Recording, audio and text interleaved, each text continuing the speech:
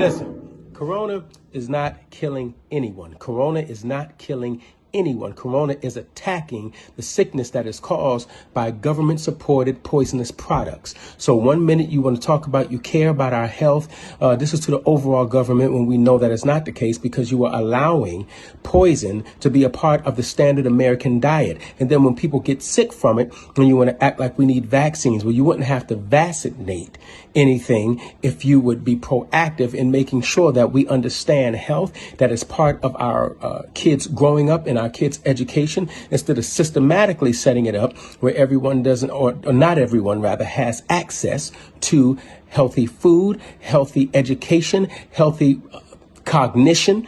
Okay, so I don't believe in the whole all of a sudden now we care so much about health. It's not that, because we don't care about it when we have liquor signs posted on billboards. You know what I'm saying? Now, if somebody wants to do that on their own, so be it. But what I see is that the government supports the consumption of bodily poison that actually is a slow suicide diet. Okay, so I'm not putting what Corona is attacking on Corona. I'm saying that, Corona can only attack in a fatal way a pre-existing condition, according to what you guys are telling us. And so what I'm saying is, how about we attack the pre-existing conditioning?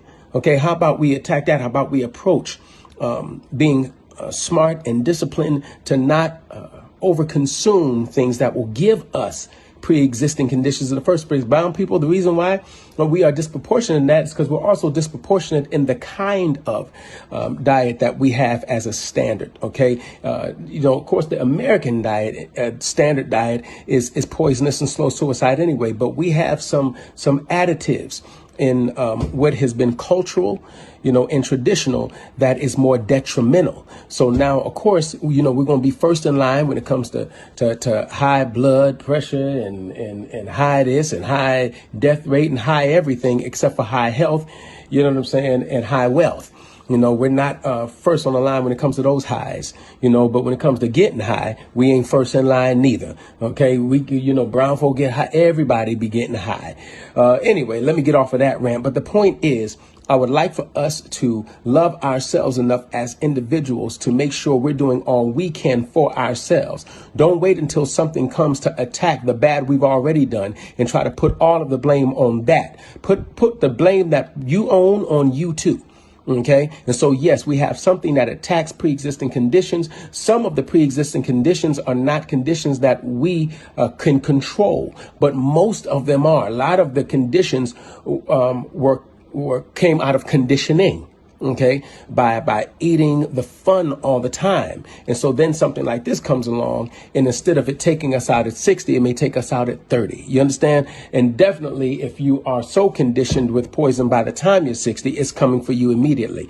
But the point is, it's not all on the virus. The virus exists, obviously, but the detriment that's been coming out of it, the fatalities that's been coming out of it, has been coming out of something that was before it. Get it? Pre-existing. In other words, before this, before Corona, there was a pre-existing condition. You know what I mean? Now, I remember Mother Cole at West Angeles Church used to say, don't give the devil no room. Don't give him no room. Don't give him no room. She was talking about me and my life, but she was saying, don't give the devil no room. And so what I'm saying is, don't give Corona no room.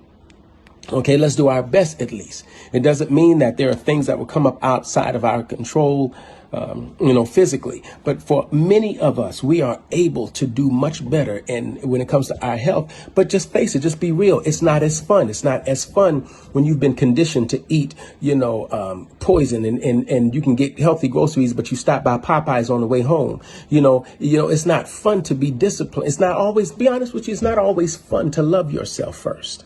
That love is not always a fun feeling.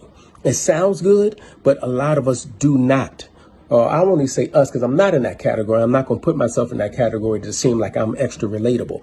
But a lot of people don't love themselves. Some of you that may see this, maybe you may think you love the idea of your existence, but loving you as far as an action may be a different story. When you love you, you want to take care of you. You want to do good to you.